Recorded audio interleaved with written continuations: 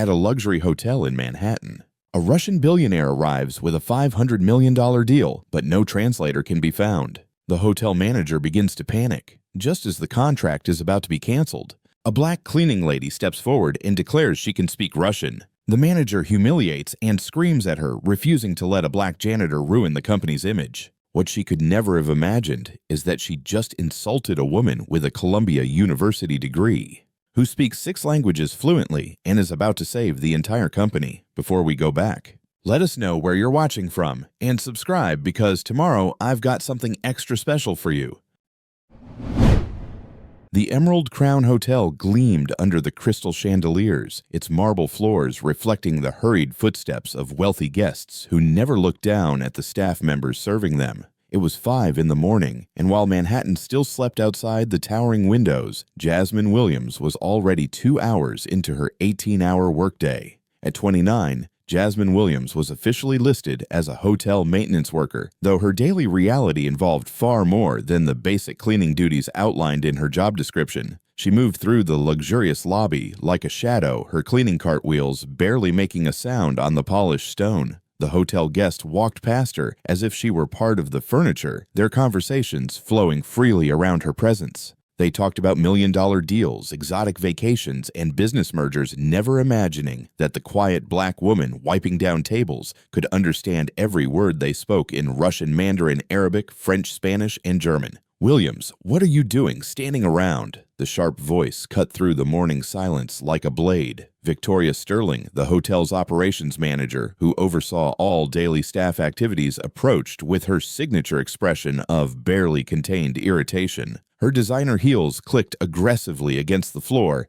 Jasmine had just cleaned, each step deliberate and intimidating. Jasmine straightened up her grip, tightening on the microfiber cloth in her hand. "I was just finishing the marble surfaces, Miss Sterling. The morning shift guests will be coming down soon." "The morning shift guests," Victoria repeated mockingly, her voice dripping with condescension. "These people pay $1,500 a night for their rooms. They don't want to see you moving around like a snail when they're trying to enjoy their breakfast." The words hit Jasmine like a physical blow, but she kept her expression neutral. Her heart rate picked up that familiar burning sensation creeping up her chest. She had heard variations of this lecture countless times over the past 3 years, each incident carving a deeper wound in her sense of dignity. "Yes, Miss Sterling, I'll work faster." "You better. And make sure you stay out of sight when the Blackwood Group arrives at 8. They're considering a $50 million renovation contract, and the last thing we need is them seeing—" Victoria paused, her eyes scanning Jasmine from head to toe with undisguised disdain. "Well, you know what I mean." Jasmine knew exactly what she meant. She had known since her first day at the Emerald Crown, when Victoria had made it clear that certain employees were meant to work behind the scenes, never to interact with the hotel's elite clientele. The unspoken rule was simple. People like Jasmine were there to clean up after others, not to be seen or heard. "I understand, Miss Sterling." Victoria smiled, the kind of cold smile that never reached her eyes. "Good. Oh, and Williams, that cart of yours is making noise. Fix it. We can't have our guests disturbed by squeaky wheels." As Victoria walked away, her heels echoing through the vast lobby, Jasmine felt her hands begin to shake. She pressed her lips together, fighting back the wave of humiliation that threatened to overwhelm her. The irony wasn't lost on her. Victoria Sterling, with her perfectly styled blonde hair and her Columbia University MBA diploma hanging proudly in her office, had no idea that Jasmine held the same degree from the same prestigious institution. Jasmine knelt down beside her cart, pretending to examine the wheels while she composed herself. The memory flooded back unbidden, as it often did in moments like these. 2 years ago, she'd been sitting in a lecture hall at Columbia discussing international relations theory with professors who praised her analytical mind. She had graduated summa cum laude, her thesis on cross-cultural communication earning recognition from the dean himself. But life had other plans. The call had come during her job search, when prestigious consulting firms were already expressing interest in her resume. Her mother's voice had been weak on the phone, barely above a whisper. "Jasmine, baby, I need to tell you something. The doctors, they found something. Cancer, stage 3. The treatment would cost everything they had and more." Her mother's insurance was basic, designed for routine care, not for the aggressive treatment protocol the oncologist recommended. Jasmine had calculated the numbers in her head during that devastating phone call. Even with her degree, even with her potential starting salary, it would take months to land the right position, complete the interview process, and receive her first paycheck. Her mother needed treatment immediately, so Jasmine had swallowed her pride and taken the first job that offered same-day hiring and immediate pay. The Emerald Crown Hotel needed cleaning staff, and they weren't particularly interested in her educational background. They wanted someone who could start that very afternoon, someone who wouldn't ask questions or demand high wages. 3 years later, she was still there. "Hey, Jasmine." The gentle voice belonged to Marcus Thompson, the night security supervisor who had become her only genuine ally in the hotel hierarchy. He was the one person at the Emerald Crown who consistently treated her with genuine respect. "You okay? You look upset." Jasmine stood up, wiping her hands on her uniform. "I'm fine, Marcus, just tired." Marcus was a 55-year-old veteran security supervisor who had worked at various Manhattan hotels for over 20 years, slowly climbing the ranks through dedication and competence. He understood the unspoken dynamics of their workplace better than most. His eyes reflected the same weary knowledge that Jasmine carried, the understanding of what it meant to be simultaneously essential and invisible. "Sterling giving you trouble again. It's nothing I can't handle." "You know," Marcus said quietly, glancing around to make sure they weren't being overheard. "I've been watching you work for 3 years. You're different from the others, smarter. I don't know what your story is, but I can tell you're not supposed to be here." The observation hit closer to home than Jasmine expected. She felt tears threaten the corners of her eyes, but she blinked them back. Crying at work was a luxury she couldn't afford, especially not where Victoria Sterling might see. "We all have our stories, Marcus." "That we do. But some stories aren't finished being written yet." Before Jasmine could respond, the elevator chimed, and Victoria Sterling emerged with hotel manager Richard Blackwood, the man who ultimately controlled the fate of everyone working in the building. They were deep in conversation, their voices carrying across the marble expanse. "The Russian delegation arrives at 10, Blackwood was saying, his tone urgent. "Dmitry Volkov doesn't travel for small deals, Victoria. If we impress him, we're looking at long-term contracts worth millions." "Everything will be perfect, Richard. I've personally overseen every detail." As they passed, Victoria's eyes found Jasmine and Marcus. Her expression hardened immediately. "Williams, I thought I told you to stay out of sight." "And Thompson, shouldn't you be checking the perimeter?" "Yes, ma'am," Marcus replied evenly, but Jasmine caught the flash of anger in his eyes. "I was just making sure everything was secure in the lobby." After they left, Marcus shook his head. "That woman has no idea what respect means." Jasmine resumed her cleaning, but her mind was elsewhere. She had heard Dmitry Volkov's name before during her international relations studies. He was more than just a wealthy businessman. He was a key figure in Eastern European energy markets, a man whose decisions could influence entire economies. The fact that he was coming to the Emerald Crown meant this was no ordinary business meeting. As she worked, Jasmine found herself thinking about the cruel paradox of her situation. She possessed knowledge that could be invaluable in high-level international negotiations, but she was considered unsuitable to even be seen by the people who needed that knowledge most. Victoria Sterling, with all her authority and condescension, probably couldn't even locate Ukraine on a map, let alone navigate the complex cultural nuances of doing business with Eastern European oligarchs. The morning progressed with its usual rhythm of quiet humiliation.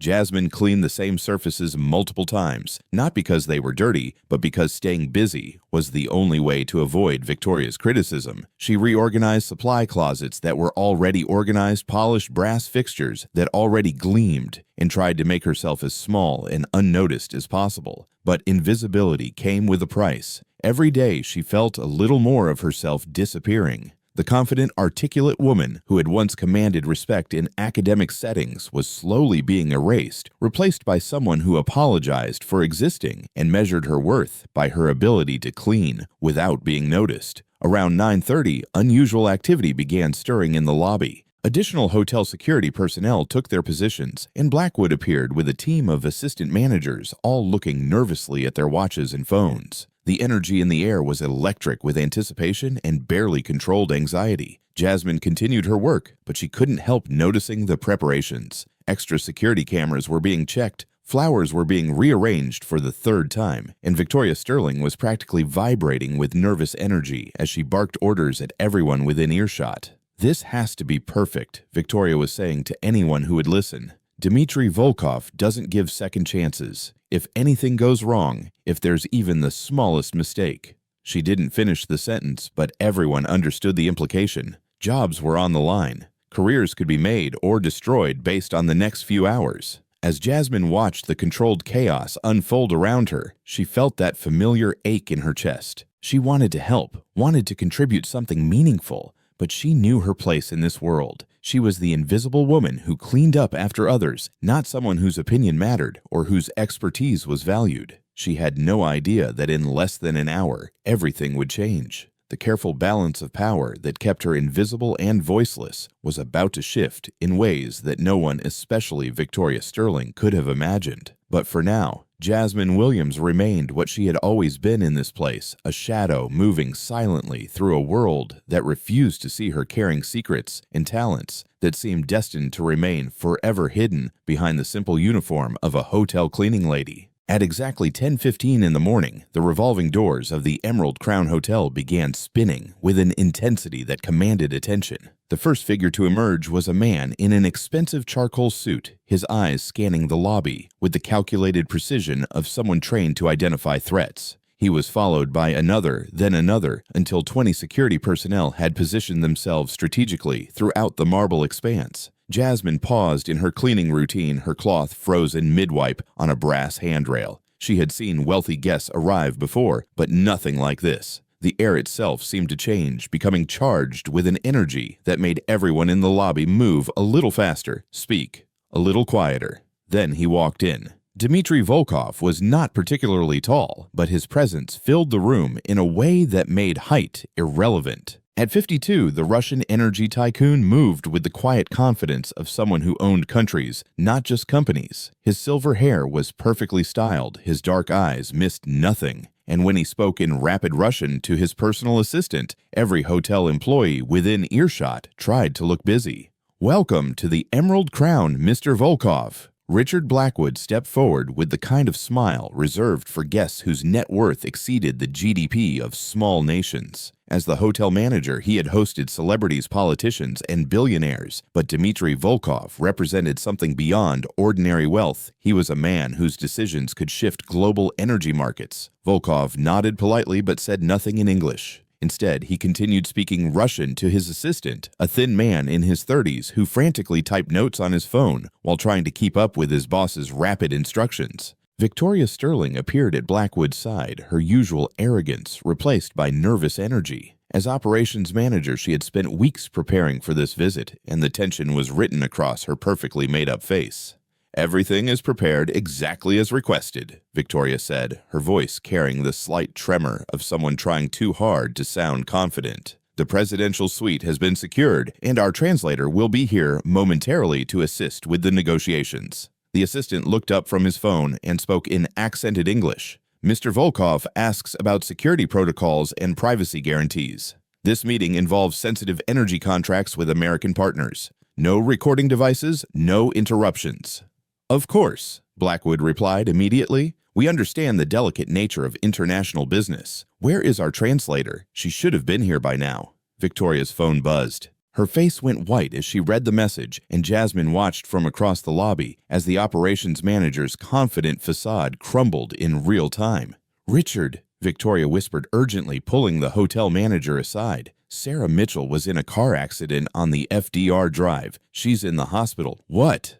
Blackwood's voice cracked slightly. Sarah Mitchell was their primary Russian translator, a woman they had specifically hired for high-level international guests. "Well, call the backup. We have contingency plans for exactly this situation." Victoria's hands were shaking now as she scrolled through her contacts. "I'm trying both backups. James Crawford tested positive for COVID this morning and is quarantined. And Maria Petrov." She paused, her voice dropping to an almost whisper. "Maria Petrov declined. She said she doesn't feel comfortable working with certain types of Russian businessmen." The implication hung in the air like a toxic cloud. Maria had done her research on Dmitry Volkov and decided the potential risks outweighed any payment the hotel could offer. Jasmine continued polishing the same section of handrail, but her attention was completely focused on the unfolding crisis. She understood every word of the rapid Russian conversation happening 15 feet away, where Volkov was expressing growing impatience to his assistant. "Tell them we have limited time," Volkov was saying in Russian, his tone sharp with irritation. "If they cannot provide proper translation services, we will take our business elsewhere. The Carlyle Group expects this contract to be finalized today." The assistant translated a sanitized version. "Mr. Volkov reminds you that he has other appointments scheduled. The business meetings need to begin soon." But Jasmine heard the real message. This wasn't just about scheduling, it was about respect. Volkov was testing the hotel's competence, and they were failing spectacularly. Victoria was now making increasingly desperate phone calls, her voice rising with each rejected request. "What do you mean you can't be here in an hour? This is the Emerald Crown Hotel." "Yes, I understand it's short notice, but—" Blackwood paced behind her, his usual composure cracking under pressure. As hotel manager, his reputation depended on seamless service, especially for guests of Volkov's caliber. Sweat was beginning to form on his forehead, despite the lobby's perfect climate control. "How long until someone can get here?" he hissed at Victoria. "The earliest anyone can arrive is 3 o'clock. Maybe 4. 4 o'clock. Blackwood's voice pitched higher than intended. "The Russian delegation has meetings with the Carlyle Group at 2. If we delay this, we lose everything."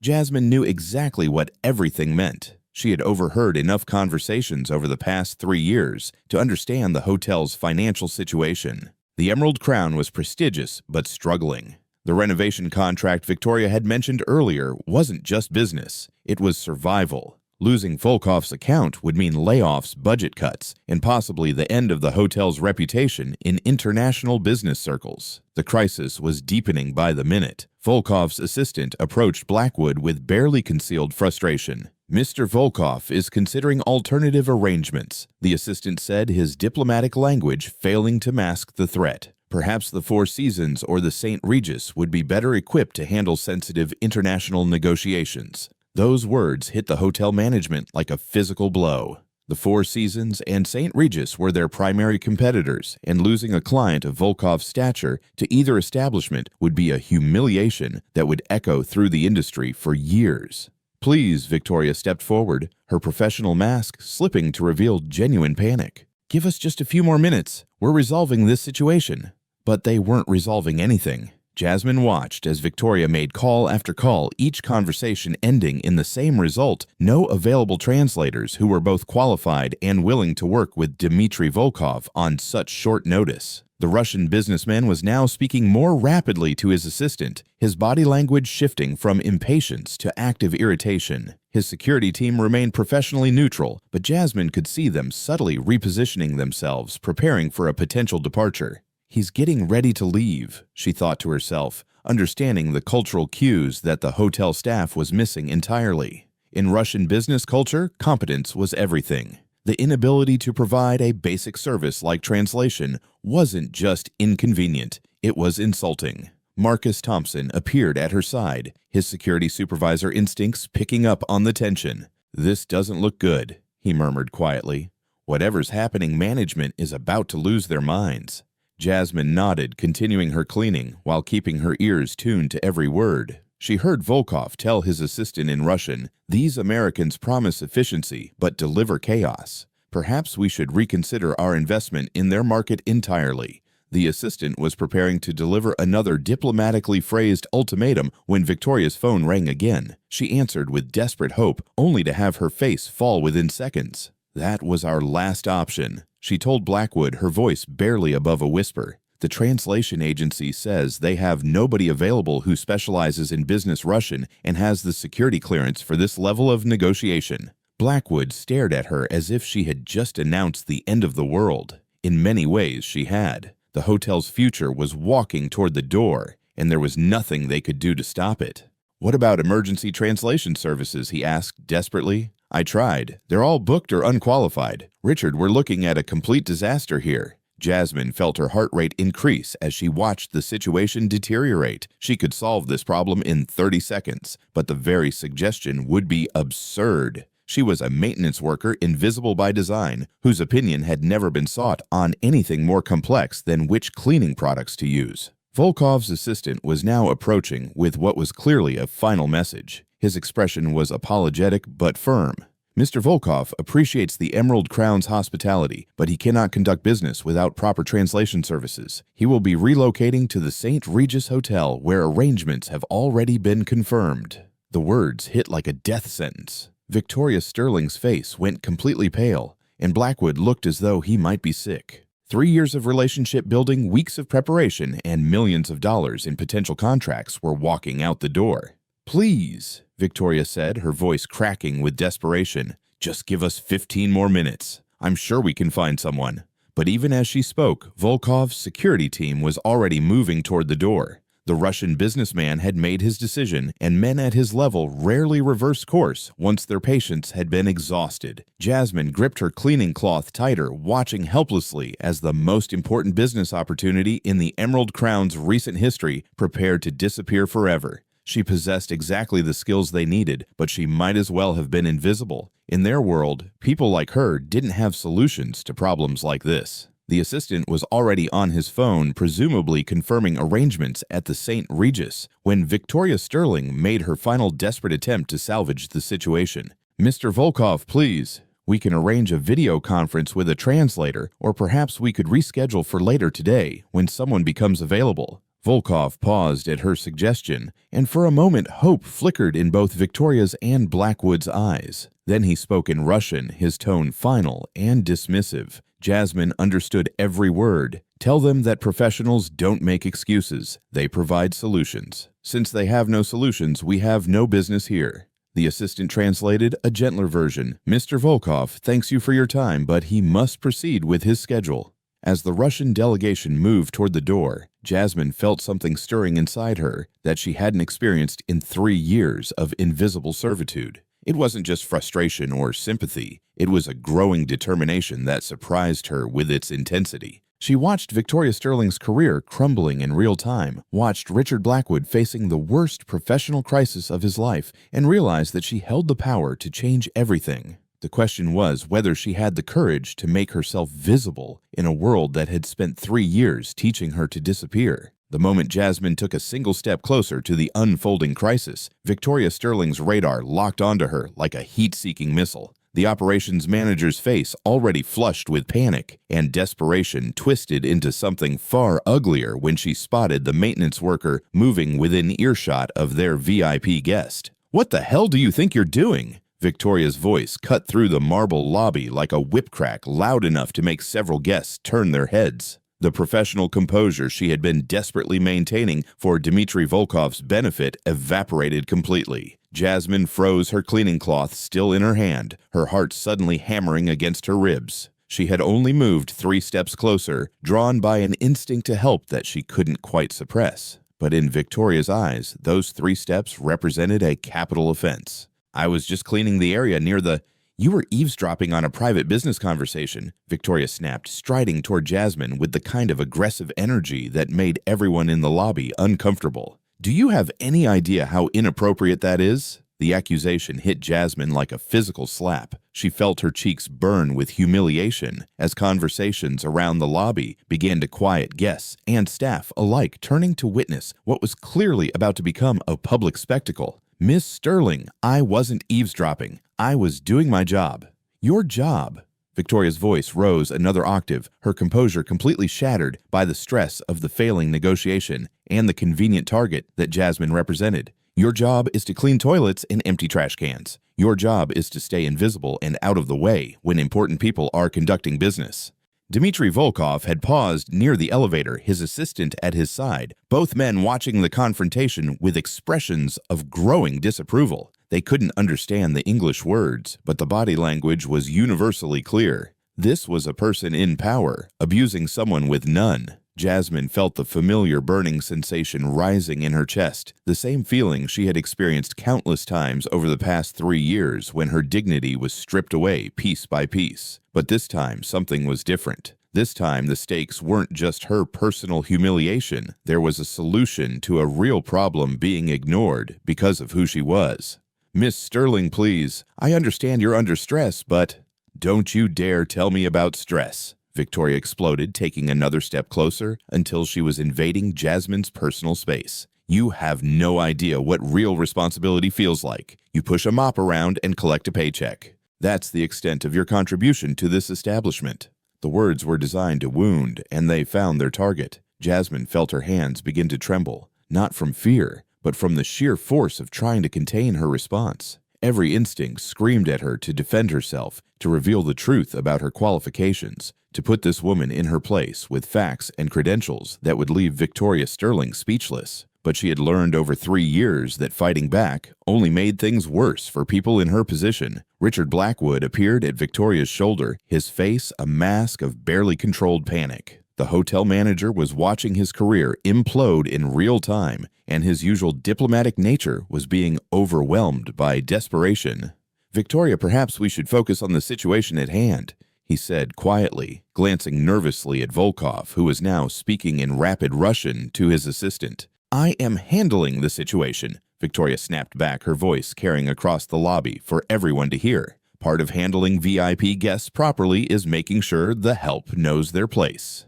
The word help landed like a physical blow. Jasmine felt something crack inside her chest, not from pain, but from the sheer weight of accumulated disrespect. She looked around the lobby and saw the faces of the other staff members, some sympathetic, others carefully neutral, all of them relieved that they weren't the target of Victoria's meltdown. Marcus Thompson had appeared at the edge of the scene, his security supervisor instincts telling him that the situation was escalating beyond professional boundaries. But even he was powerless to intervene directly without risking his own position. "You know what your problem is?" Victoria continued, her voice now loud enough that even Dmitry Volkov's security team was paying attention. "You people always think you're entitled to be involved in things that are way above your pay grade. You think because you work in the same building as successful people, that somehow makes you qualified to have opinions about their business." The phrase, "you people," hung in the air like poison gas. Everyone in the lobby understood exactly what Victoria meant, and the implication sent a chill through the assembled crowd. Several guests looked genuinely uncomfortable, while others seemed to be enjoying the free entertainment. Jasmine felt her vision blur slightly, not from tears, but from the sheer force of rage that was building behind her careful mask of professional submission.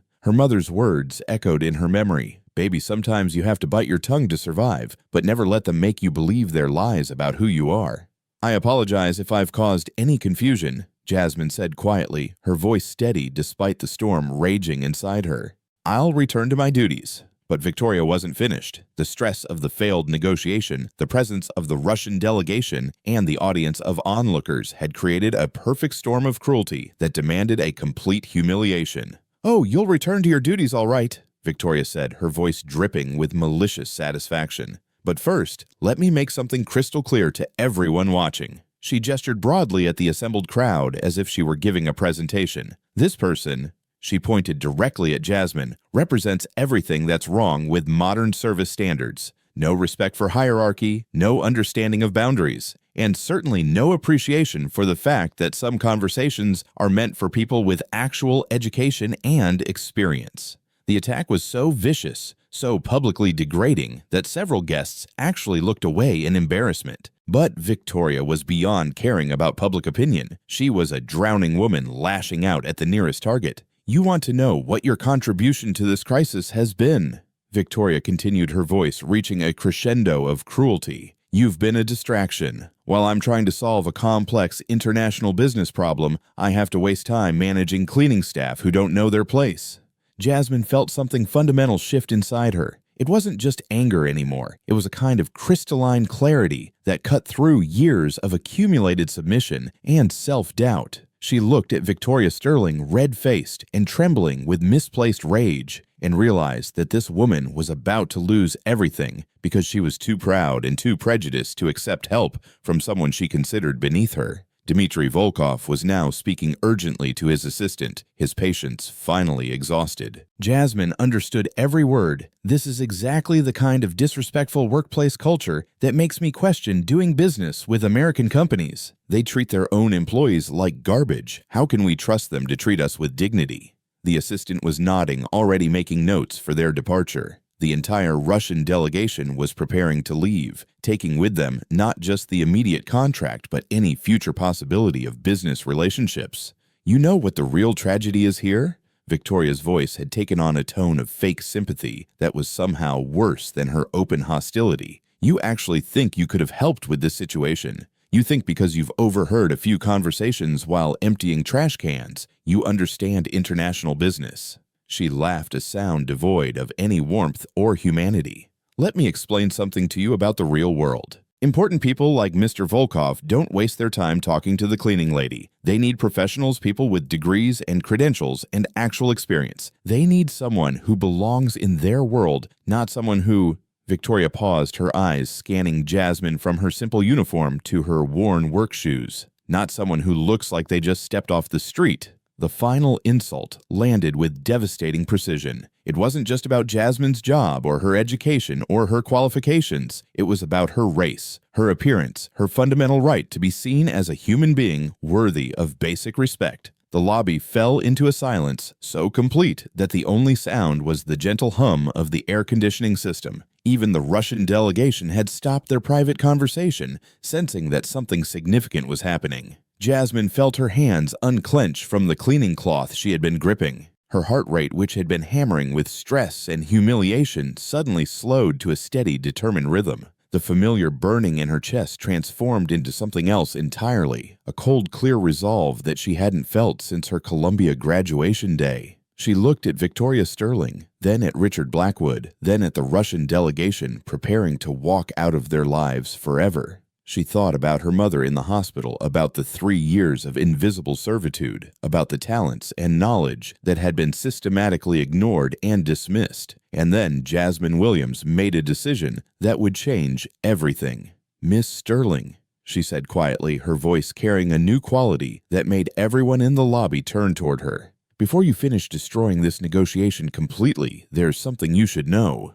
Victoria's eyes widened in shock. In 3 years, Jasmine had never directly challenged her authority, never spoken back, never done anything but accept whatever abuse was directed her way. "Excuse me." Victoria's voice was dangerous now, her authority directly threatened in front of the most important guest the hotel had ever hosted. Jasmine took a deep breath, feeling the weight of 3 years of silence lifting from her shoulders. "I said there's something you should know about the solution to your problem. About why Mr. Volkov is about to walk out that door and never come back." The words hung in the air like a challenge, and everyone in the Emerald Crown lobby understood that whatever happened next would change the balance of power in ways that no one could have predicted. The silence that followed Jasmine's challenge was so profound that it seemed to absorb sound itself. Victoria Sterling's face cycled through a spectrum of emotions, shock, rage, disbelief, and something approaching panic as she realized that her authority was being questioned in front of the most important guest in the hotel's history. "How dare you?" Victoria's voice was barely above a whisper, but it carried the venom of someone whose entire worldview was being threatened. "How dare you speak to me that way in front of our guests?" But Jasmine was no longer the invisible maintenance worker who had spent 3 years accepting abuse in silence. Something fundamental had shifted inside her, and when she spoke again, her voice carried an authority that no one in the Emerald Crown lobby had ever heard from her before. "Miss Sterling, with all due respect, you've just spent the last 10 minutes publicly humiliating me in front of everyone here," Jasmine said, her tone calm but unwavering. "You've made assumptions about my intelligence, my education, and my qualifications based on nothing more than the color of my skin and the uniform I wear." The words landed like physical blows. Several guests shifted uncomfortably, finally understanding the true nature of what they had been witnessing. This wasn't just a workplace dispute, it was something far more serious and morally complex. Victoria's face flushed even deeper. "You are completely out of line. Richard, call security. Have this person removed from the premises immediately." But Richard Blackwood was staring at Jasmine with a puzzled expression, as if he were seeing her clearly for the first time in 3 years. Something about her demeanor, her vocabulary, the way she carried herself, it didn't match the profile of the woman he thought he knew. "Before anyone calls security," Jasmine continued, her eyes moving from Victoria to Blackwood to the Russian delegation, "perhaps someone should ask Mr. Volkov what he's been saying for the past 15 minutes. The suggestion hung in the air like a live wire. Dmitry Volkov's eyebrows rose slightly, and he exchanged a meaningful glance with his assistant. No one at the Emerald Crown was supposed to understand Russian. That had been one of the primary security requirements for this meeting. Victoria laughed, but there was no humor in the sound. "Oh, this is rich. Now the cleaning lady thinks she speaks Russian. What's next? Are you going to tell us you have a degree in international relations?" The sarcastic question was meant to be the final humiliation, the ultimate proof of Jasmine's delusions of grandeur. Instead, it became the moment that changed everything. "Actually," Jasmine said quietly, "I do." The words fell into the lobby like stones into still water, creating ripples that reached every corner of the space. Victoria's mocking smile froze on her face, and Richard Blackwood's expression shifted from confusion to something approaching shock. "I graduated summa cum laude from Columbia University with a degree in international relations and a specialization in Eastern European studies." Jasmine continued, her voice growing stronger with each word. "I speak 6 languages fluently, including Russian, which I studied for 4 years and practiced extensively during my volunteer work with refugee assistance programs." The transformation in the lobby's atmosphere was immediate and dramatic. Guests who had been watching the confrontation with casual interest now leaned forward, riveted by this unexpected revelation. Hotel staff members stared in open amazement, and even Dmitry Volkov's security team seemed more attentive. Victoria Sterling looked as though she had been struck by lightning. Her mouth opened and closed several times without producing any sound, her brain struggling to process information that contradicted everything she had believed for 3 years.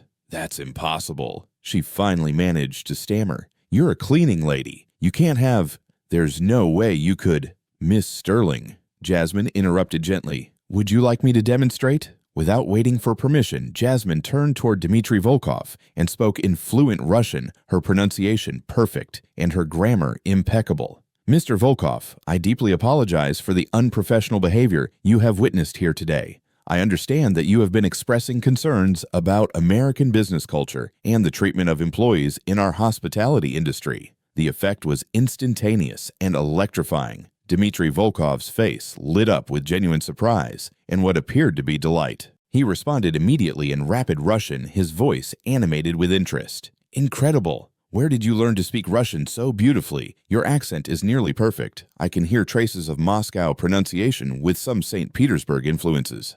The conversation continued in Russian while everyone else in the lobby stood frozen in various states of shock and disbelief. Victoria Sterling's face had gone completely white, and she was gripping the marble counter so tightly that her knuckles were turning the same color. "I studied at Columbia University and spent a summer in Russia as part of an exchange program," Jasmine replied in Russian, her confidence growing with every word. "I also worked extensively with Russian immigrants in community assistance programs here in New York." Dmitry Volkov nodded approvingly, then said something that made his assistant smile and take out his phone to stop recording their departure arrangements. "You have impressed me greatly," Volkov continued in Russian. "Tell me, what do you know about energy sector negotiations between Russia and the United States?" The question was clearly a test, and everyone in the lobby could sense its importance, even if they couldn't understand the words. Jasmine paused for just a moment, then launched into a sophisticated analysis of current geopolitical tensions, regulatory frameworks, and market dynamics that demonstrated not just language skills, but genuine expertise in international business. As she spoke, the expressions on the faces around her continued to evolve. Marcus Thompson was grinning with undisguised pride and amazement. Several guests were whispering to each other with obvious admiration.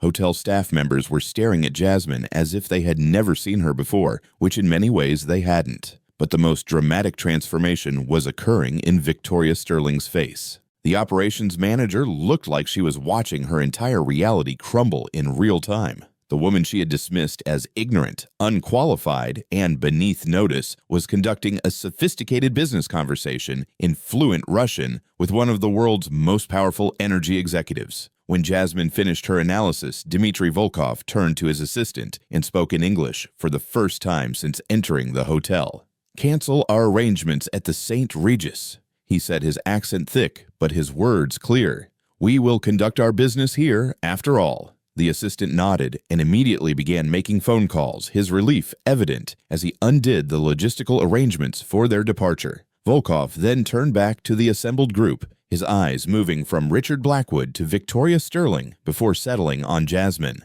"In 30 years of international business," he said in careful English, "I have learned that the true measure of any organization is not the competence of its leadership, but how it treats its most valuable employees." His gaze shifted to Victoria, and his expression hardened noticeably. "For the past 20 minutes, I have watched your operations manager publicly humiliate the most qualified person in this lobby. She has made assumptions based on prejudice rather than ability, and she has demonstrated exactly the kind of small-minded thinking that destroys business relationships." Victoria's face was now cycling through shades of red and white as the full implications of the situation began to dawn on her. Not only had she been completely wrong about Jasmine's qualifications, but she had displayed her ignorance and prejudice in front of a guest whose opinion could make or break careers. Furthermore, Volkov continued, his voice carrying the quiet authority of someone accustomed to being obeyed. "This young lady has demonstrated in 5 minutes what your professional translation services could not accomplish in 2 hours. She has the cultural knowledge, language skills, and business acumen to facilitate complex international negotiations."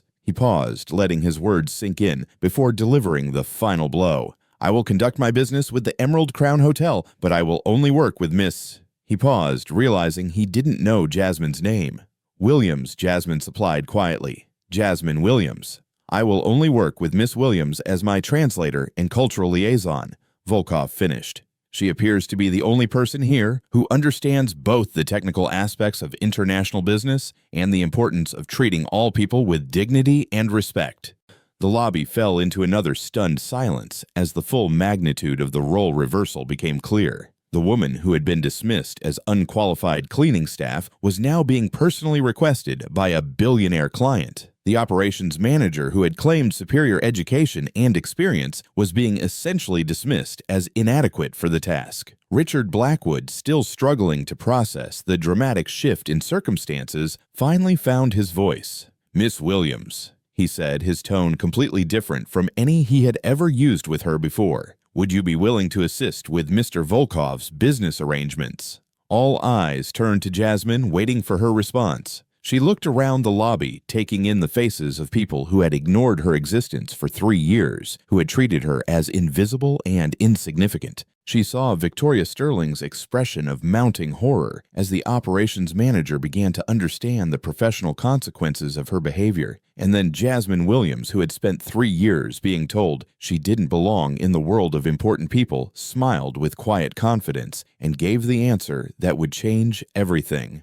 "I would be honored to help," she said simply, but the most dramatic revelations were still to come.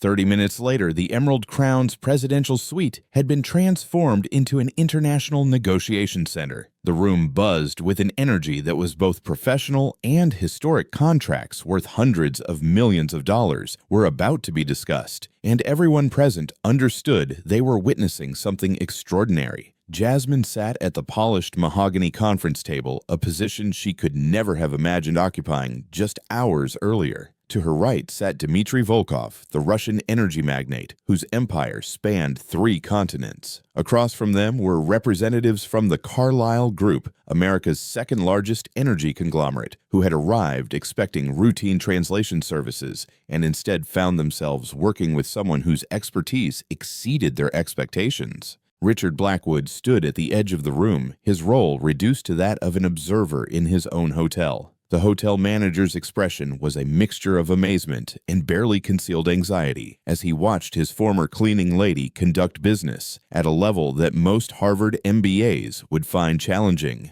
Victoria Sterling was notably absent. After Dmitry Volkov's public endorsement of Jasmine and implicit criticism of the operations manager's behavior, Victoria had retreated to her office, ostensibly to handle other urgent matters. In reality, everyone knew she was hiding from the professional humiliation that was reverberating throughout the hotel. "Miss Williams," said James Patterson, the lead negotiator for the Carlyle Group, "before we begin, I have to say that your preliminary analysis of the regulatory framework was remarkably thorough. Where did you develop such detailed knowledge of energy sector compliance?"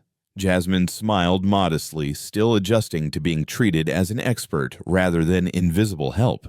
During my studies at Columbia, I wrote my senior thesis on the intersection of energy policy and international relations. I focused specifically on how regulatory differences between countries can either facilitate or complicate cross-border energy partnerships. Patterson exchanged impressed glances with his colleagues. They had arrived expecting to work with a basic interpreter and instead found themselves collaborating with someone who understood their business at a sophisticated level. Dmitry Volkov leaned forward, his eyes sharp with interest. "Miss Williams, please explain to our American partners what I told you earlier about the specific challenges we face with current pipeline regulations." What followed was a masterclass in international business communication. Jasmine didn't simply translate Volkov's words. She contextualized them, explaining not just what he was saying, but why he was saying it, what cultural and business factors were driving his position, and how American negotiators could best respond to address his concerns. Mr. Volkov is emphasizing that Russian energy companies have been burned by previous partnerships where regulatory changes occurred mid-contract, Jasmine explained to the Carlyle team. He's not necessarily opposed to the current terms, but he needs stronger guarantees about regulatory stability over the life of the agreement. She then turned to Volkov and continued in Russian, "The American team understands your concerns about regulatory risk. They're prepared to discuss insurance mechanisms and political risk guarantees that could protect both parties if policies change unexpectedly." The conversation flowed with a sophistication that amazed everyone in the room. Jasmine wasn't just facilitating communication, she was actively contributing insights that helped both sides understand each other's positions and find common ground. "This is remarkable," Patterson murmured to his colleague during a brief break. "She's not just translating language, she's translating entire business cultures. I've never seen anything like it." As the negotiation progressed, it became clear that Jasmine's presence was transforming what could have been a difficult and protracted discussion into something approaching a collaborative, problem-solving session. Her ability to anticipate cultural misunderstandings and address them before they became obstacles was saving both sides significant time and frustration. "Mr. Volkov," she said during a particularly complex discussion about environmental compliance, "I think it would be helpful if you explain to the Carlyle team why Russian environmental standards are actually more stringent than they might expect. And, gentlemen," she turned to the Americans, "it would be valuable for Mr. Volkov to understand how your company's environmental initiatives go beyond mere regulatory compliance." The suggestion led to a productive exchange that revealed both sides were more aligned on environmental issues than they had initially realized. What had started as a potential point of conflict became a foundation for stronger partnership. Marcus Thompson appeared quietly at the edge of the room, having been asked by Blackwood to ensure the meeting's security and privacy. But he couldn't help watching Jasmine with undisguised pride and amazement. The woman he had known as a hard-working but underappreciated cleaning lady was now orchestrating negotiations that would be talked about in boardrooms across 2 continents. "The preliminary numbers we're discussing," Patterson said, reviewing his notes, "are significantly higher than our original projections. Miss Williams, your insights about long-term market trends have convinced us that we should be thinking about this partnership on a much larger scale." Dmitry Volkov nodded approvingly. "Miss Williams understands something that many American businesses miss. Russian partnerships are not transactions, they are relationships. When we find the right partners, we think in terms of decades, not quarters." The room fell quiet as the implications sank in. What had started as a $500 million contract was evolving into something much more significant, a long-term strategic alliance that could be worth billions over time. "If I may," Jasmine interjected carefully, "there's an opportunity here that neither side has fully explored. Mr. Volkov, your company has expertise in cold weather energy extraction that could be valuable for American operations in Alaska. And the Carlyle Group has renewable energy integration technologies that could help Russian operations meet emerging European environmental standards." The suggestion was met with thoughtful silence as both sides processed the implications. Jasmine had identified synergies that neither negotiating team had considered, opening possibilities for collaboration that extended far beyond the original contract scope. "This is exactly the kind of strategic thinking we need," Patterson said, his excitement barely contained. Miss Williams, have you considered a career in international business consulting? The question hung in the air like an invitation to an entirely different life. Jasmine felt her heart rate increase as she processed what was happening. These weren't just polite compliments. They were genuine expressions of professional respect from people who operated at the highest levels of global business. I appreciate the suggestion, she replied diplomatically, but right now I'm focused on helping facilitate this partnership. Dmitry Volkov studied her for a moment, then spoke in Russian. Miss Williams, I have a question that may be personal, but I'm curious. With your obvious qualifications and abilities, how did you end up working as cleaning staff at this hotel? The question was asked gently, but everyone in the room could sense its importance. Even the Americans who couldn't understand the Russian words recognized that something significant was being discussed. Jasmine paused, considering how much of her personal story to share in this professional setting. When she answered, her voice carried a quiet dignity that resonated with everyone present. Sometimes life requires us to make sacrifices for the people we love, she replied in Russian. My mother needed medical treatment that we couldn't afford. I took the first job that offered immediate income and health insurance. I never expected it to last 3 years, but sometimes survival requires patience. Her words were simple, but they carried an emotional weight that transformed the atmosphere in the room. Here was someone who had sacrificed her career ambitions for family obligations, who had endured years of professional invisibility while maintaining her skills and dignity. Dmitry Volkov's expression softened, and when he spoke again, his voice carried genuine respect. Miss Williams, I want to make you an offer. My company is expanding our American operations, and we need someone who understands both cultures and possesses your level of expertise. Would you consider joining Volkov Industries as our Director of Cultural Relations and Strategic Communications? The position would be based in New York with a starting salary of $250,000 annually plus comprehensive benefits. The offer hit the room like a thunderbolt. Everyone present understood that they had just witnessed a life-changing moment, not just for Jasmine, but potentially for the entire trajectory of Russian-American energy cooperation. James Patterson leaned forward, his competitive instincts activated. Miss Williams, before you answer, that I should mention that the Carlyle Group would also be very interested in discussing a position with our international development team.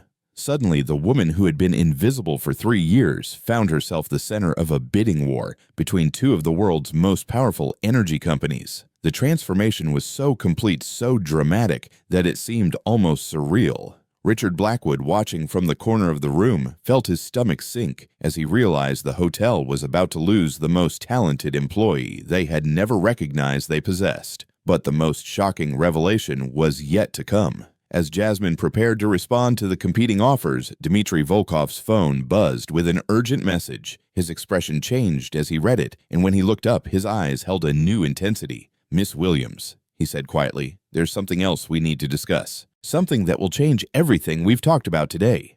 The room fell silent, waiting for whatever bombshell was about to drop into an already extraordinary day. Dmitry Volkov set his phone down on the mahogany table with deliberate precision, his expression shifting from satisfied businessman to something far more calculating. The energy in the presidential suite changed immediately, as if everyone present could sense that whatever was coming would be more significant than the remarkable negotiations they had just witnessed. Miss Williams, Volkov said, his voice carrying a new weight of authority. Before we finalize any employment discussions, I believe it's time for complete honesty about today's events.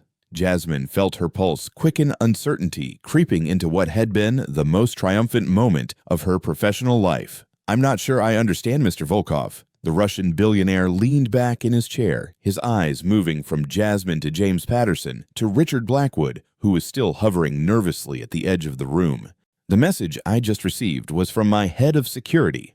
Volkov continued his accent, making each word sound more ominous. He has completed his investigation into the events that occurred in your lobby this morning. Investigation. The word sent a chill through the room. James Patterson and his Carlyle Group colleagues exchanged puzzled glances, while Richard Blackwood's face began to drain of color.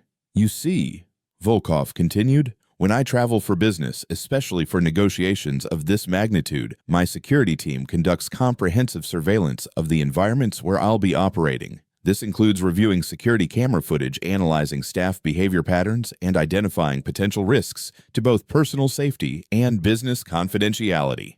He paused, letting the implications sink in. What they discovered about the Emerald Crown Hotel's management practices was quite illuminating. Jasmine felt her stomach drop. Whatever was coming, she sensed it would fundamentally change everything that had just happened. My security team has footage from the past 6 months of interactions between hotel management and staff, Volkov said, his tone becoming colder with each word. The pattern of behavior toward certain employees, particularly employees of color, is not only morally reprehensible, but represents exactly the kind of toxic workplace culture that makes me question whether to do business with American companies at all. Richard Blackwood's face had gone completely white. As hotel manager, he was ultimately responsible for the culture and behavior of his staff, and he was beginning to understand that his career was hanging by a thread. Furthermore, Volkov continued relentlessly, my team observed the treatment of Miss Williams specifically. For 3 years, this hotel has employed someone with Columbia University credentials and expertise in international relations, and not only failed to utilize her talents, but actively suppressed them through systematic humiliation and racist treatment. The words landed like physical blows. Even James Patterson and his colleagues, who had no direct involvement in the hotel's internal operations, looked uncomfortable as they realized they were witnessing a moral reckoning of extraordinary proportions. But here's what I find most interesting, Volkov said, his eyes focusing laser-like on Jasmine. My investigation revealed that you didn't just accidentally end up in that lobby this morning. You've been observing our security preparations, listening to our conversations, and positioning yourself to intervene for the past week. Jasmine's breath caught in her throat. She had indeed been paying attention to the preparations for Volkov's visit, not out of any calculated plan, but from genuine interest in the international business being conducted around her. But she realized how her behavior might have appeared to professional security analysts. You understood from the beginning that this negotiation was critical to the hotel's survival, Volkov continued. You knew about the translation challenges we might face, and you made a conscious decision to put yourself in a position where you could help, despite knowing it would expose you to exactly the kind of abuse you received from your operations manager. The room fell into stunned silence as everyone processed what Volkov was suggesting. Jasmine hadn't just happened to be in the right place at the right time. She had been strategically positioning herself to assist with a crisis she saw coming. That level of strategic thinking, combined with your obvious qualifications and your willingness to sacrifice personal comfort for the greater good, told me everything I needed to know about your character and potential value to my organization. James Patterson leaned forward, his expression now showing genuine curiosity rather than just professional interest. Are you saying that Miss Williams anticipated this entire situation? I'm saying that Miss Williams demonstrated exactly the kind of analytical thinking and cultural intelligence that international businesses desperately need, Volkov replied. She saw a problem developing, positioned herself to be part of the solution, and then executed flawlessly when the opportunity arose. Jasmine felt her cheeks burning with a mixture of embarrassment and something approaching pride. She hadn't thought of her actions in such strategic terms, but she couldn't deny that she had been paying attention to the Russian delegation's visit with more than casual interest. There's more, Volkov continued, and his tone suggested that the biggest revelations were still coming. Miss Williams, my offer of employment wasn't just based on your performance today. I've been researching your background since our conversation began. He picked up his phone and scrolled through what appeared to be a detailed dossier. Your senior thesis at Columbia was titled Cultural Bridges in Energy Diplomacy: How Cross-Cultural Communication Failures Undermine International Business Partnerships. Your academic advisor was Professor Elizabeth Hartman, who is now a senior consultant for the State Department on Russian-American relations. Jasmine's eyes widened. She hadn't spoken to Professor Hartman in over 3 years, and she had no idea how Volkov had accessed her academic records so quickly. Professor Hartman, it turns out, is an old friend of mine from a joint energy conference we attended in Geneva 5 years ago. When I sent her your thesis abstract, she remembered you immediately. She said, and I quote, Jasmine Williams was the most promising student I ever taught, and I always wondered what happened to her after graduation. The revelation hit Jasmine like an emotional tsunami. Professor Hartman had been her mentor, her inspiration, and the person who had encouraged her to pursue international relations in the first place. The idea that her former professor remembered her, let alone spoke highly of her work, brought tears to her eyes.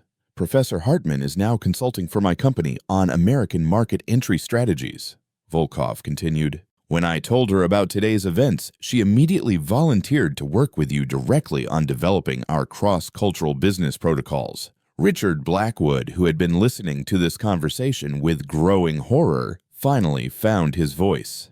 Mr. Volkov, if there have been management issues at the Emerald Crown, I assure you they will be addressed immediately. Miss Williams is a valued employee, and any misunderstandings about her qualifications. Mr. Blackwood Volkov interrupted his voice, carrying the kind of authority that silenced entire boardrooms. There have been no misunderstandings. There has been systematic workplace discrimination, and it has been documented by multiple security cameras over a period of months. The hotel manager's face cycled through several shades of pale as he realized the legal and professional implications of what was being discussed. However, Volkov continued, I'm not interested in destroying your hotel or anyone's career. I'm interested in justice, accountability, and making sure that talented people like Miss Williams are never again forced to hide their abilities because of other people's prejudices. He turned back to Jasmine, and his expression softened slightly. Miss Williams, my offer stands, but now it comes with additional context. You wouldn't just be joining Volkov Industries as an employee, you'd be joining as a partner in transforming how international businesses approach cross-cultural collaboration. Professor Hartman and I believe you could revolutionize the field. The offer was so far beyond anything Jasmine had ever imagined that she struggled to process it. Partnership, collaboration with her former mentor, the chance to influence international business practices on a global scale. But before you answer, Volkov said, raising a hand to forestall her response, there's one more person who needs to be part of this conversation. He nodded to his assistant, who immediately made a phone call. Within seconds, there was a knock at the suite door. When the door opened, Victoria Sterling walked in her face, a mask of professional composure that barely concealed what appeared to be either panic or fury. She had clearly been summoned rather than invited, and her body language suggested she knew she was walking into some form of professional execution. Miss Sterling, Volkov said, his voice carrying the cold formality of a judge pronouncing sentence. Please join us. We have some important matters to discuss. As Victoria took a seat at the table, her eyes carefully avoiding Jasmine's gaze, everyone in the room understood that the final act of this extraordinary drama was about to begin. The woman who had spent years wielding power through prejudice and humiliation was about to face the consequences of her actions in front of the very people whose respect she had always craved. And Jasmine Williams, who had entered this room as invisible hotel staff, was about to witness the complete inversion of every power dynamic that had defined her professional life. Victoria Sterling sat rigidly in her chair, her perfectly manicured hands clasped so tightly in her lap that her knuckles had turned white. The operations manager, who had commanded absolute authority just hours earlier, now looked small and vulnerable in the presence of people whose power dwarfed anything she had ever wielded. Dmitry Volkov studied her for a long moment, his expression unreadable. When he finally spoke, his voice carried the measured cadence of someone delivering a carefully considered judgment. Miss Sterling, I want to share with you some observations my security team has made about your management style over the past 6 months. Victoria's carefully constructed composure began to crack around the edges. Mr. Volkov, if there have been any misunderstandings about hotel policies. There have been no misunderstandings. Volkov interrupted, his tone cutting through her attempted deflection like a blade. There have been deliberate patterns of discriminatory behavior that my team has documented extensively. He nodded to his assistant, who produced a tablet and began scrolling through what appeared to be a comprehensive report. March 15th. You publicly berated Miss Williams for moving too slowly while she was cleaning a conference room, despite the fact that she had completed her assigned tasks ahead of schedule. April 22nd, you deliberately assigned her to clean the same bathroom facilities 3 times in one day after a minor complaint from a guest, a punishment that was not applied to other staff members who received similar complaints. With each dated entry, Victoria's face grew paler. The meticulous documentation was transforming isolated incidents of poor management into evidence of systematic harassment. May 7th, you instructed other staff members not to socialize with Miss Williams during break periods, claiming it was unprofessional, despite the fact that no such restrictions were placed on other employees. June 3rd, you reduced her lunch break from 1 hour to 30 minutes as punishment for allegedly talking back, though security footage shows she spoke respectfully and only asked for clarification about conflicting instructions. Jasmine listened to the recitation of her own humiliations with a mixture of vindication and sadness. She had endured each of these incidents in isolation, believing them to be the unfortunate reality of her position. Hearing them cataloged as evidence of deliberate cruelty gave them a different weight entirely. James Patterson and his Carlisle Group colleagues exchanged uncomfortable glances. They were witnessing something far beyond a business negotiation. This was a moral reckoning that none of them had expected to encounter. But today's behavior, Volkov continued, his voice taking on a tone of barely controlled anger, represented an escalation that crossed every line of professional decency. You publicly humiliated a qualified professional based solely on racist assumptions about her intelligence and capabilities. Victoria finally found her voice, though it came out as barely more than a whisper. Mr. Volkov, I was under tremendous stress. The translation crisis was entirely preventable. Volkov cut her off ruthlessly. For 3 years, you have had a Columbia University graduate with specialized knowledge in exactly the areas you needed today. Instead of recognizing her qualifications, you systematically suppress them because they didn't fit your narrow-minded assumptions about who deserves respect and opportunity. The words hit Victoria like physical blows. Her professional mask was completely gone now, replaced by something approaching panic as she began to understand the full scope of the consequences she was facing. Richard Blackwood, who had been standing silently against the wall, finally stepped forward. As hotel manager, he knew he had to take some responsibility for what had occurred under his watch. Mr. Volkov, I take full accountability for any management failures at the Emerald Crown. If changes need to be made, changes will be made, Volkov replied, his gaze never leaving Victoria's face. But they will be changes that reflect justice, not just damage control. He leaned forward, his voice becoming quieter but somehow more menacing. Miss Sterling, I want you to understand something about power. Real power isn't about humiliating people who can't fight back. Real power is about recognizing talent wherever it exists and creating opportunities for people to excel regardless of what they look like or where they started. Victoria's breathing had become shallow and rapid. She was experiencing the complete collapse of everything she had believed about her own importance and authority.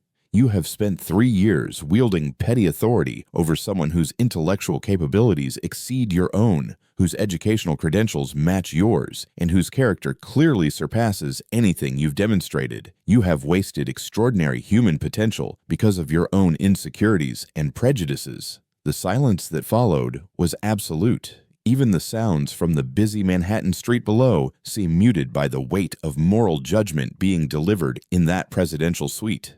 Therefore, Volkov continued, I am making my position clear to Mr. Blackwood and to the ownership of this hotel. I will not conduct business with any establishment that employs Miss Sterling in any management capacity. Furthermore, I will be sharing my security team's documentation with other international business leaders who frequent Manhattan hotels. The threat was clear and devastating. Victoria Sterling's reputation in the hospitality industry was being destroyed in real time, and everyone in the room understood that her career was effectively over. Victoria's composure finally shattered completely. Tears began streaming down her face as the full magnitude of her situation became clear. Please, she whispered, her voice breaking. I have a mortgage responsibilities. I never meant for things to go this far. You never meant to get caught, Jasmine said quietly, speaking for the first time since Victoria had entered the room. But you meant every word you said, every humiliation you inflicted, every assumption you made about my worth as a human being.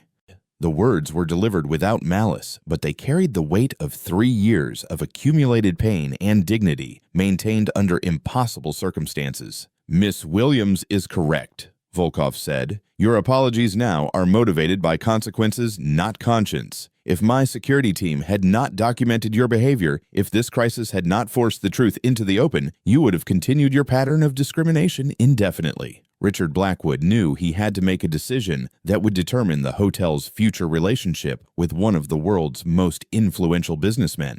"Miss Sterling," he said, his voice heavy with reluctant authority, "your employment with the Emerald Crown Hotel is terminated immediately. Security will escort you from the building." Victoria looked around the room, desperately searching for any sign of sympathy or reconsideration. She found none. Even the Carlyle Group representatives, who had no direct stake in the hotel's internal politics, were looking at her with expressions of disapproval and distaste. "Miss Williams," Volkov said as Victoria was led from the room by hotel security, "I want you to understand that what just happened wasn't revenge, it was accountability. There's an important difference." Jasmine nodded, feeling a complex mixture of satisfaction and sadness. She had never wanted to destroy Victoria Sterling's career, but she recognized that some forms of justice required consequences that extended beyond apologies. "Now," Volkov continued, his demeanor shifting back to business mode, "let's discuss your future. Professor Hartman is flying in from Washington tomorrow to meet with both of us. Volkov Industries is prepared to offer you a position as Senior Director of Cross-Cultural Business Development with a starting salary of $300,000 annually plus equity participation in our American operations." The number was so far beyond anything Jasmine had ever imagined that she struggled to process it. $300,000 was more than 10 times what she had been earning as hotel maintenance staff. Furthermore, Volkov added, "We will establish a scholarship fund in your name at Columbia University, specifically for students from underrepresented backgrounds who are pursuing careers in international relations. Your story will inspire others who have been overlooked or underestimated." James Patterson, not to be outdone, leaned forward with his own proposal. "Miss Williams, the Carlyle Group would like to offer you a consulting contract that would complement your work with Volkov Industries. We believe your insights could revolutionize how American energy companies approach international partnerships." Suddenly, Jasmine found herself not just employed, but in demand. The woman who had been invisible for 3 years was now being courted by some of the most powerful business leaders in the world. 6 months later, Jasmine Williams stood in her corner office on the 40th floor of a Manhattan skyscraper, looking out at a view that included the Emerald Crown Hotel far below. Her transformation had been complete and extraordinary. As Senior Director of Cross-Cultural Business Development for Volkov Industries, she had already facilitated partnerships worth over $2 billion. Her consulting work with the Carlyle Group had led to breakthrough agreements in 3 countries. The scholarship fund bearing her name had already provided full rides to 12 deserving students. Her mother's cancer treatment had been successful, funded by health insurance that covered experimental treatments previously beyond their reach. The small apartment they had shared was now a comfortable home, with a garden where her mother spent her days reading and recovering. Marcus Thompson had joined her team as head of security coordination, bringing his decades of experience and unshakable integrity to her rapidly growing operation. Together, they had created a business culture that valued every person's contribution, regardless of their background or position. Victoria Sterling, meanwhile, had never recovered from her public humiliation.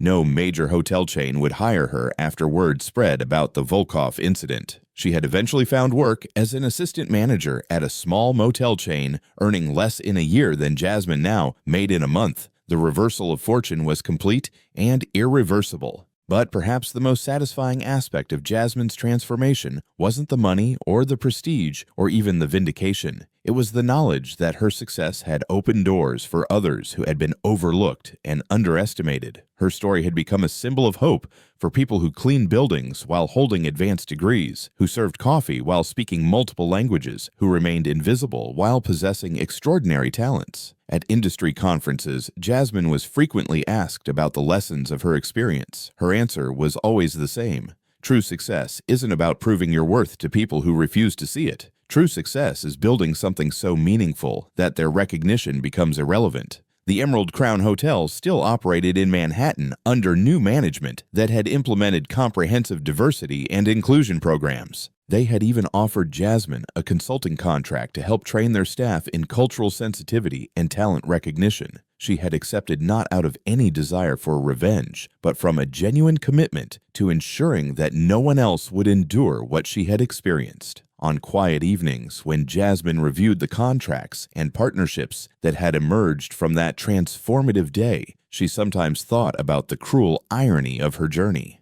Victoria Sterling had tried to humiliate her into invisibility and had instead created the exact circumstances that forced her talents into the light. The woman who had meant to destroy her had inadvertently become the architect of her greatest success. It was Jasmine often reflected the sweetest possible revenge, not because it had destroyed an enemy, but because it had built something beautiful from the ashes of injustice. And that beauty would continue growing long after the pain of those 3 years had faded into memory. In the end, the most powerful lesson wasn't about the triumph of good over evil, but about the unstoppable force of human potential when it finally finds the recognition and opportunity it deserves. Some stories end with punishment for the guilty. The best stories end with transformation for everyone, and the knowledge that one person's courage to stand up can change not just their own life, but the lives of countless others who are still waiting for their moment to be seen. The story of Jasmine Williams became a powerful reminder that dignity and talent can never be permanently suppressed, no matter how hard others try to make us invisible. Her journey taught us that sometimes the most challenging moments in our lives are actually preparing us for our greatest breakthroughs. Jasmine showed us that true strength doesn't come from seeking revenge against those who hurt us, but from building something so beautiful and meaningful that their recognition becomes irrelevant. Her transformation from invisible hotel staff to international business leader proves that our worth is never determined by how others see us, but by how we see ourselves and what we choose to do with our gifts. The most profound power any person can possess is the quiet confidence to remain true to their values, even when the world seems determined to break their spirit. What strikes me most about Jasmine's story is how she turned years of humiliation into wisdom, years of invisibility into preparation, and years of being underestimated into unstoppable strength. She didn't just change her own life, she opened doors for countless others who had been overlooked and forgotten. And what about you? Have you ever felt invisible in your workplace or school? Have you ever been judged by your appearance rather than your abilities? Have you ever wondered if your talents would ever be recognized? Jasmine's story reminds us that our current circumstances don't define our future possibilities. If this story touched your heart and gave you hope, please take a moment to share it with someone who might need to hear it today. Your simple act of sharing could be the encouragement that changes someone's life. Don't forget to subscribe to our channel because we believe every person has a story worth telling and every dream deserves a chance to come true. Thank you for being part of our community where we celebrate the quiet heroes, the overlooked talents, and the unbreakable spirits that make our world more beautiful. Together we can ensure that no one has to remain invisible when they deserve to shine. Join us to share meaningful stories by hitting the like and subscribe buttons. Don't forget to turn on the notification bell to start your day with profound lessons and heartfelt empathy.